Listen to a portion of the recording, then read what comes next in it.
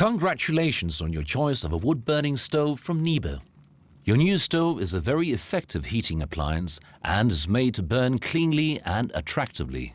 Later, you will be able to choose the particular type of stove and learn how to operate it. But first, we'll explain some of the basic principles of using a wood stove. It will take about 2 minutes. Your stove and your chimney are a system and are dependent on each other to work correctly.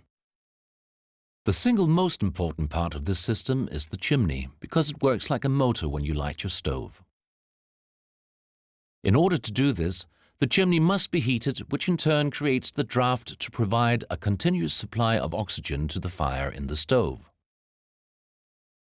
The chimney draft can be created more easily in some chimneys than in others. A steel chimney heats up faster than a brick-built chimney. If the chimney is not sufficiently heated, it may cause the fire to smolder or go out, and the glass surface of the stove will become covered in soot.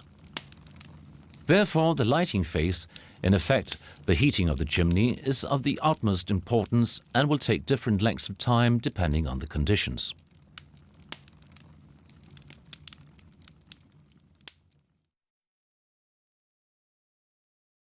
You can read more about the demands placed on the chimney in the printed lighting instructions. If a stove does not burn properly, it is usually because the chimney is not performing correctly. Another important detail is that the logs must be thoroughly dried. It is preferable for logs to contain a maximum of 20% water.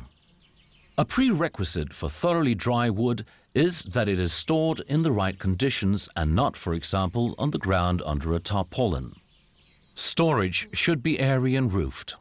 If you buy logs, make sure that they have been stored in the right way. Chopped logs must be stored for at least 6 months, but preferably longer. Store the logs at room temperature for at least 24 hours before using them on the fire.